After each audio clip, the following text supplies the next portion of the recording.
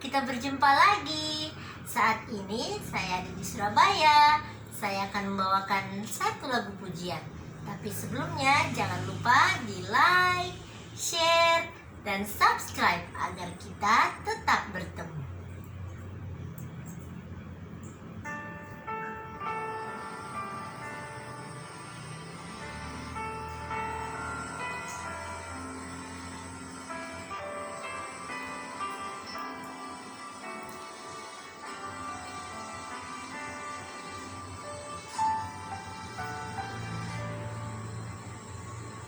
Kemanakah kami mencari kasih sejati? Kemanakah kami berseru saat badai datang menderu? Yang kami tahu hanya Kau yang mampu pulihkan segala sesuatu. Kemanakah kami mencari kasih sejati? Kemanakah kami berseru saat badai datang menderu? Yang kami tahu hanya Kau yang mampu pulihkan segala sesuatu. Kami perlukan keajaiban-Mu. Kami butuhkan sentuhan tangan-Mu. Kami tak dapat jalan sendiri. Kami perlu Kau, Tuhan.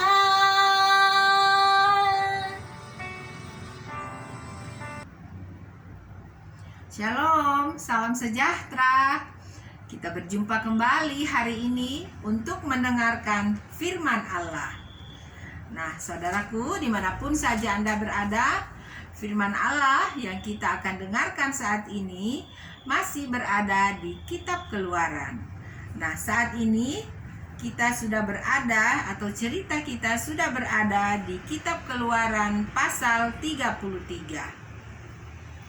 Tetapi sebagaimana biasanya, sebelum kita melanjutkan akan cerita dari firman Allah ini di pasal 33, saya akan mengingatkan sedikit tentang firman Allah di pasal yang lalu atau di pasal 32. Nah, adapun cerita di pasal 32 itu mengenai bagaimana pada saat Musa sudah hendak turun daripada Bukit Sinai, ya, pada saat dia berada di sana selama 40 hari.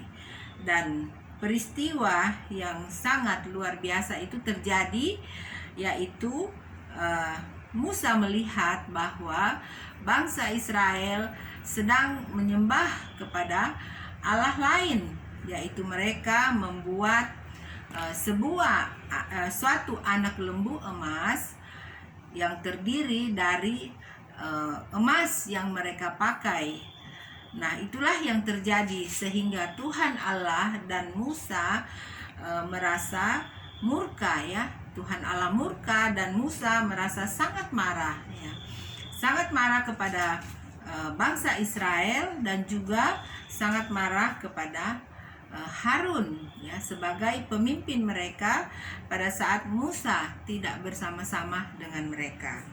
Nah, saya berharap saudaraku sudah mengingat peristiwa-peristiwa di pasal 32 itu, ya. Jadi peristiwanya sangat luar biasa. Kalau saudaraku masih ingat, ya, bagaimana Musa pada saat dia sangat marah, dia membuat sesuatu yang luar biasa juga, yaitu dia menghancurkan akan patung atau lembu yang terdiri daripada emas, yaitu anak lembu emas itu. Kemudian dia menghancurkan dan dia menabur di atas air, dan kemudian mereka harus meminum air itu. Dan kemudian juga terjadi pembunuhan, ya, sehingga 3.000 orang meninggal pada hari itu. Nah, itulah yang terjadi yang diceritakan di pasal 32 yang lalu. Nah, saat ini kita akan melanjutkan cerita kita di pasal 33. Nah, kita akan mendengarkan judulnya. Judulnya yaitu Musa meminta penyertaan Tuhan di gurun. Jadi Musa meminta penyertaan Tuhan di gurun. Berfirmanlah Tuhan kepada Musa, "Pergilah, berjalanlah dari sini, engkau dan bangsa itu yang telah kau pimpin keluar dari tanah Mesir, ke negeri yang telah kujanjikan dengan sumpah kepada Abraham, Ishak dan Yakub. Demikian, kepada keturunanmu lah akan kuberikan negeri itu." Ayat 2, "Aku akan mengutus seorang malaikat berjalan di depanmu dan akan menghalau orang Kanaan, orang Amori, orang Het, orang Feris, orang Hevi, dan orang Yebus, yakni ke suatu negeri yang berlimpah-limpah susu dan madu. Sebab aku tidak akan berjalan di tengah-tengahmu, karena engkau ini bangsa yang tegar tengkuk, supaya aku jangan membinasakan engkau di jalan." Nah, saudaraku, kembali di sini kita melihat, ya, Tuhan Allah mengulang kembali, ya, janjinya kepada bangsa Israel.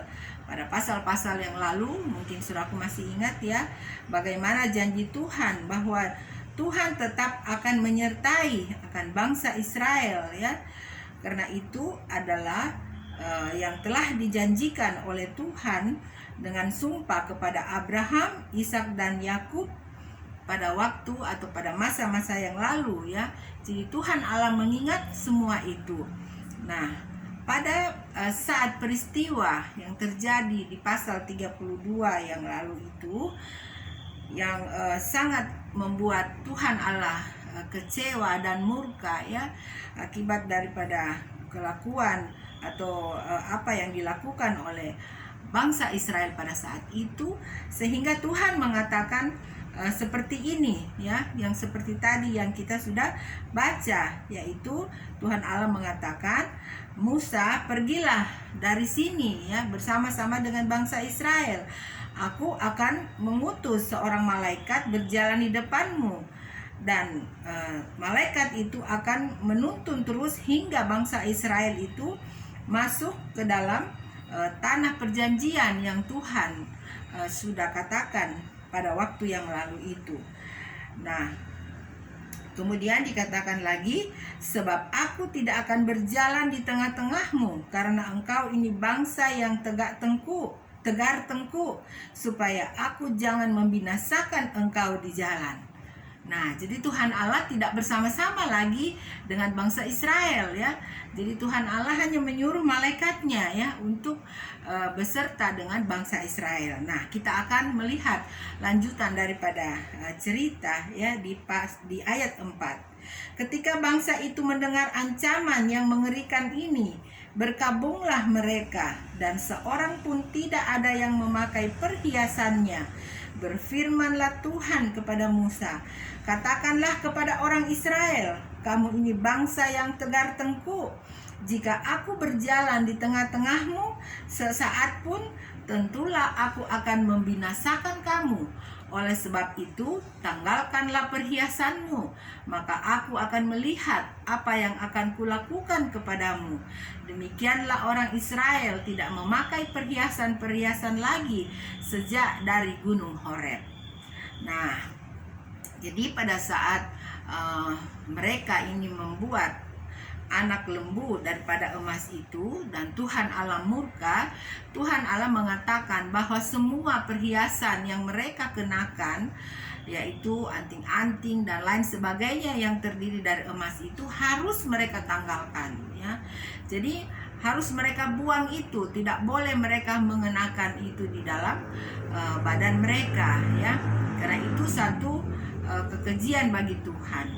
Nah, oleh sebab itu dikatakan demikianlah orang Israel tidak memakai perhiasan lagi sejak dari Gunung Horeb. Nah, kemudian selanjutnya di ayat 7. Sesudah itu Musa mengambil kemah dan membentangkannya di luar perkemahan, jauh dari perkemahan, dan menamainya kemah pertemuan. Setiap orang yang mencari Tuhan, keluarlah ia pergi ke kemah pertemuan yang di luar perkemahan. Nah, jadi tidak seperti lagi biasanya, ya. Tuhan Allah bisa berfirman dari tengah-tengah perkemahan bangsa Israel. Nah, saat ini Tuhan sudah menyuruh Musa untuk mengambil kemah, kemudian dibuatlah suatu kemah yang lain, ya, di luar daripada perkemahan daripada bangsa Israel, ya. Nah, di situ dikatakan kemah itu kemah pertemuan. Jadi di kemah pertemuan lah itu nanti Tuhan Allah akan berbicara, ya, kepada Musa apa yang dia akan katakan untuk bangsa Israel lakukan, ya. Jadi kemahnya itu dikatakan tadi jauh dari perkemahan bangsa Israel. Nah, selanjutnya di ayat 8. Apabila Musa keluar pergi ke kemah itu, bangunlah seluruh bangsa itu dan berdirilah mereka masing-masing di pintu kemahnya, dan mereka mengikuti Musa dengan matanya sampai ia masuk ke dalam kemah. Apabila Musa masuk ke dalam kemah itu, turunlah tiang awan dan berhenti di pintu kemah, dan berbicaralah Tuhan dengan Musa di sana. Nah, jadi kalau sekiranya Tuhan Allah mau berbicara kepada Musa apa yang dia akan sampaikan kepada bangsa Israel, dikatakan ada awan, ya, yang turun untuk yang turun di atas kemah, ya, di atas perkemahan tadi atau kemah pertemuan tadi. Dan pada saat itu Musa akan berjalan untuk masuk ke dalam kemah itu, dan bangsa Israel hanya melihatnya dari kejauhan. Dan selanjutnya ayat 10. Setelah seluruh bangsa itu melihat bahwa tiang awan berhenti di pintu kemah, maka mereka bangun dan sujud menyembah masing-masing di pintu kemahnya. Nah, jadi pada saat awan itu turun di atas kemah pertemuan itu menandakan bahwa hadirat Tuhan Allah hadir, ya, di kemah pertemuan itu. Dan dikatakan seluruh bangsa Israel itu sujud, ya, sujud menyembah menghadap kepada kemah pertemuan itu. Nah, selanjutnya ayat 11. Dan Tuhan berbicara kepada Musa dengan berhadapan muka seperti seorang berbicara kepada temannya. Kemudian kembalilah ia ke perkemahan, tetapi abdinya Yosua bin Nun, seorang yang masih muda, tidaklah meninggalkan kemah itu. Ayat 12. Lalu berkatalah Musa kepada Tuhan, memang engkau berfirman kepadaku, suruhlah bangsa ini berangkat. Tetapi engkau tidak memberitahukan kepadaku siapa yang akan kau utus bersama-sama dengan aku. Namun demikian engkau berfirman, aku mengenal namamu, dan juga engkau mendapat kasih karunia di hadapanku. Maka sekarang jika aku kiranya mendapat kasih karunia di hadapanmu, beritahukanlah kiranya jalanmu kepadaku, sehingga aku mengenal engkau, supaya aku tetap mendapat kasih karunia di hadapanmu. Ingatlah bahwa bangsa ini umatmu. Wah, saudaraku, jadi Tuhan Allah, jadi Musa, ya, Musa berkata kembali kepada Tuhan Allah, ya, bahwa Tuhan Allah tidak mengikuti kami, tetapi berikanlah apa yang kami harus lakukan, ya, dan biarlah Tuhan Allah juga dapat menuntun kami selalu. Nah, inilah pembicaraan antara Tuhan dengan Musa, ya, pada saat itu. Lalu kita lihat di ayat 14. Lalu ia berfirman, atau Tuhan Allah berfirman, ya, aku sendiri hendak membimbing engkau dan memberikan ketentraman kepadaku. Nah, jadi akhirnya hati Tuhan Allah jadi lembut lagi ya. Jadi lembut kembali ya karena mendengarkan permohonan daripada Musa. Nah, selanjutnya ayat 15. Berkatalah Musa kepadanya, "Jika engkau sendiri tidak membimbing kami, janganlah suruh kami berangkat dari sini. Dari manakah gerangan akan diketahui bahwa aku telah mendapat kasih karunia di hadapanmu, yakni aku dengan umatmu ini? Bukankah karena engkau berjalan bersama-sama dengan kami, sehingga aku dengan umatmu ini dibedakan dari segala bangsa yang ada di muka bumi ini?" Nah, jadi saudaraku, Musa tetap berbicara kepada Tuhan Allah ya. Artinya Musa tetap bernegosiasi dengan Tuhan Allah. Nah, kemudian Tuhan Allah juga mengatakan lagi ya di ayat 17. Berfirmanlah Tuhan kepada Musa, "Juga hal yang telah kau katakan ini akan kulakukan karena engkau telah mendapat kasih karunia di hadapanku dan aku mengenal engkau."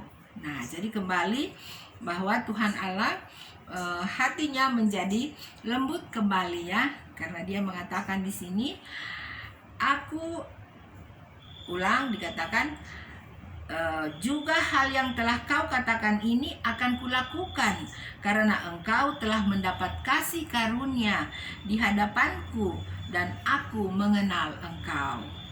Nah, ayat 18. Tetapi jawabnya, "Perlihatkanlah kiranya kemuliaanmu kepadaku."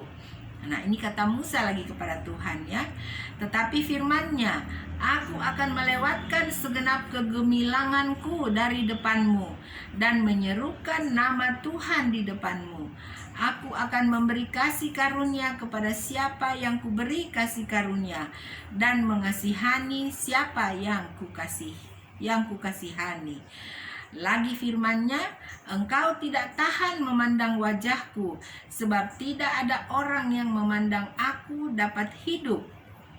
Berfirmanlah Tuhan, ada suatu tempat dekatku di mana engkau dapat berdiri di atas gunung batu."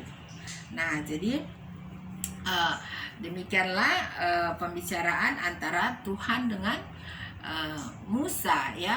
Nah, jadi kemudian terakhir Musa mengatakan bahwa bagaimana Tuhan ya, apakah saya bisa melihat engkau? Tuhan bilang tidak bisa ya, tidak ada seorang pun yang bisa melihat aku. Nanti mati kalau mereka melihat wajahku ya. Dan kemudian Tuhan mengatakan bahwa engkau dapat melihat aku apabila maksudnya engkau akan melihat aku, ada satu tempat ya di mana engkau dapat melihat aku, dikatakan ada satu tempat dekatku di mana engkau dapat berdiri di atas gunung batu. Nah, jadi Musa dapat melihat Tuhan apabila dia berdiri di atas gunung batu.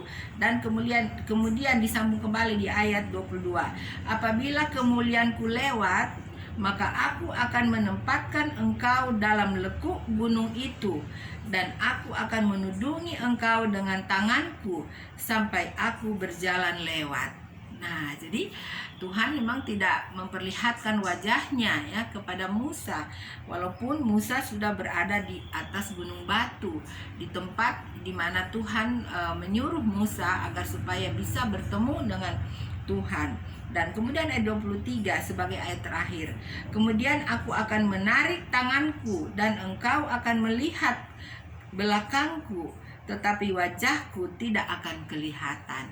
Wah, jadi Musa nanti akan tetap melihat akan Tuhan Allah, tapi bukan Tuhan Allah punya wajah ya, tetapi dikatakan Musa akan melihat hanya belakang daripada Tuhan Allah.